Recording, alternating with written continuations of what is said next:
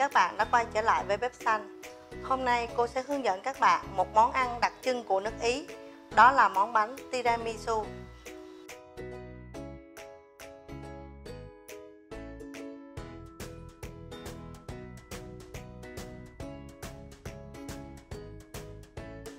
Để thực hiện món bánh này, nguyên liệu của chúng ta gồm có 2 phần.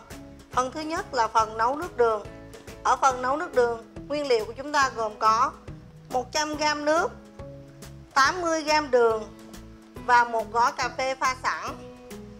Ở phần bánh, chúng ta gồm có 500g whipping cream, 250g mascarpone cream, 90g đường xay và 5g gelatin, thêm một ít bánh lady finger. Sau khi chúng ta đã chuẩn bị xong phần nguyên liệu, chúng ta sẽ bắt tay vào phần thực hiện nhé. Bước đầu tiên chúng ta sẽ chuẩn bị phần nấu nước đường. Ở phần nước này cô sẽ cho vào trong nồi này và cô chừa lại một ít Kế tiếp cô sẽ cho phần đường vào đây. Sau đó cô sẽ bật bếp lên ở lửa lớn nhất như mấy bạn ha. Còn phần nước còn lại, cô sẽ cho phần bột cà phê vào trong đây, hòa tan nó ra. Sau khi hỗn hợp đường và nước của chúng ta đã tan hoàn toàn rồi ha, đường nó đã tan trong nước hoàn toàn rồi, chúng ta sẽ tắt bếp. Phần cà phê hòa tan này chúng ta đã lấy một ít nước của chúng ta hòa tan rồi, chúng ta sẽ cho vào trong đây. Các bạn nhớ là mình sẽ tắt bếp rồi mình mới cho vào ha. Đợi cho phần hỗn hợp syrup của mình nó nguội hoàn toàn thì chúng ta sẽ thêm rượu. Các bạn có thể thêm rượu Aramatto hoặc là thêm rượu ca lúa ha, rượu hương cà phê đó mấy bạn. Mà mình phải đợi cho hỗn hợp syrup của chúng ta nguội hoàn toàn, vì ở trong rượu của chúng ta có thêm cồn, mà nếu mà chúng ta đổ vô lúc nóng như thế này thì nó sẽ bay hơi. Rồi chúng ta sẽ đổ ngược lại phần chén cho đợi cho nguội nha.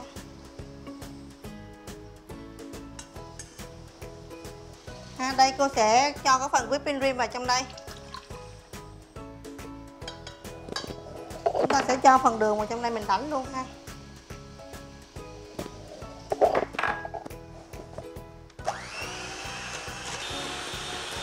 Và các bạn nhớ luôn ha, là cái phần whipping cream lúc nào mình cũng đánh bông dẻo thôi ha. Whipping cream là sữa động vật mấy bạn ha. Sữa nguyên kem được làm từ sữa động vật ra ha. Cho nên là các bạn không đánh quá cứng. Nếu mà các bạn đánh quá cứng thì nó sẽ dễ dẫn tới tình trạng là bị vữa.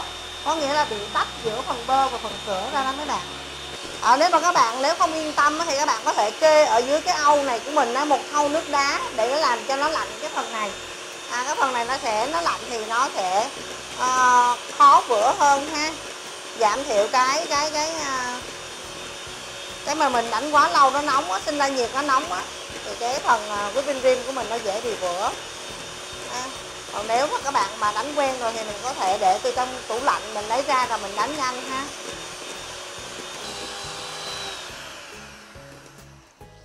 Cái whipping cream của chúng ta đã bông dẻo như thế này ha, chúng ta sẽ tắt máy.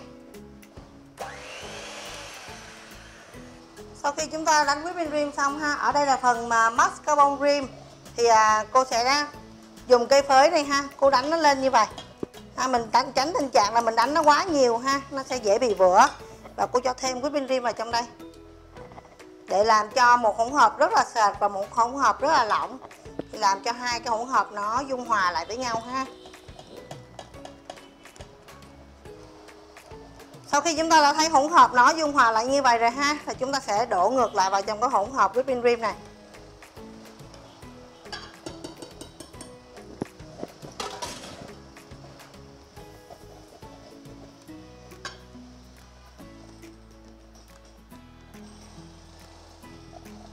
Kế tiếp chúng ta sẽ trộn lên ha, trộn nhanh tay với mấy bạn nha, tại vì ở trong cái hỗn hợp mascarpone này rất khó chịu ha, nó có phần gelatin sẵn ở trong đó rồi. Nó có tỷ lệ là 10% là gelatin ở trong hỗn hợp mascarpone, cho nên chúng ta sẽ quậy nhanh tay. Và kế bên đó cô ở đây cái phần gelatin của lúc nãy của chúng ta cô đem đi melt, có nghĩa là mình làm tan chảy ra ha, thì cô sẽ lấy một phần cream ở đây cô lại cho vào đây để cho hai hỗn hợp nó dung hòa lại với nhau.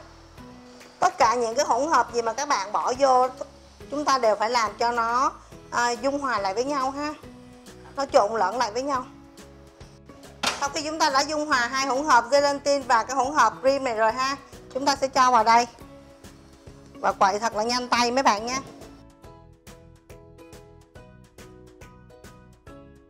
Rồi khi hỗn hợp chúng ta đã thành một hỗn hợp đồng nhất rồi, bây giờ chúng ta sẽ vào phần ráp bánh.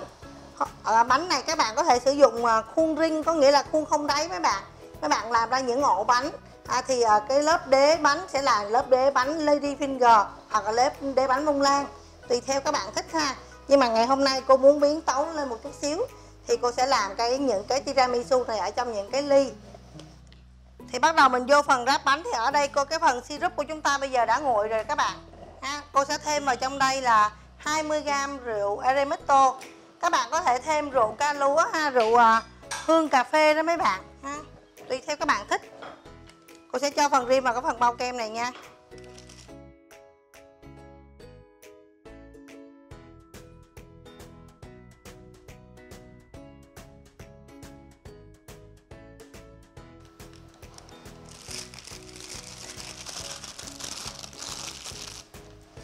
Đầu tiên cô sẽ cho cái phần rim này xuống đây, một lớp mỏng ha.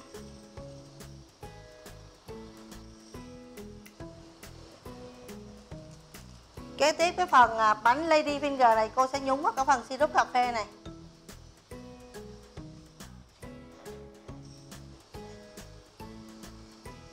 Và cô đặt vào trong đây. Các bạn có thể cho thêm vào cái phần syrup của mình một ít sô cô la đen cũng được mấy bạn, tùy theo mình thích nha.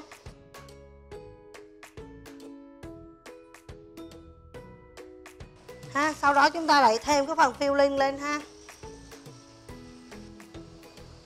Chúng ta sẽ gõ phần ly này xuống để cho cái phần rim nó bằng mặt ha. Lát hồi mình rắc bột cacao lên cho nó đẹp nha. Chúng ta sẽ mang vào trong tủ lạnh để từ 15 cho tới 20 phút. Chúng ta sẽ đem ra, chúng ta phủ thêm một lớp cacao lên và mình thưởng thức. Các bạn nhớ lưu ý giùm cô là khi nào mình thưởng thức, có nghĩa là mình dùng thì mình sẽ rắc bột cacao lên. Mình không rắc bột cacao lên trước.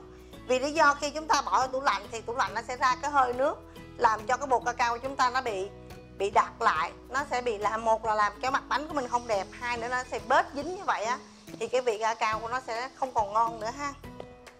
Bây giờ cô sẽ, sau khi cái ly này mình đã để trong tủ lạnh từ 15 cho tới 20 phút rồi ha. Bây giờ cô sẽ lấy ra và cô rắc lên trên mặt một lớp cacao, rồi mình cùng thưởng thức.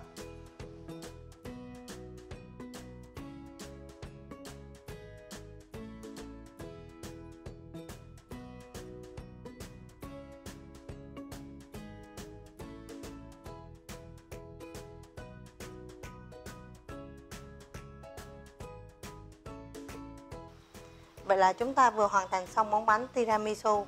Rất đơn giản và dễ làm. Nếu các bạn thấy hay, các bạn hãy chia sẻ cho mọi người biết đến nhé. Mọi ý kiến đóng góp của các bạn xin hãy bình luận bên dưới để kênh của cô hoàn thiện hơn. Xin cảm ơn và chào tạm biệt.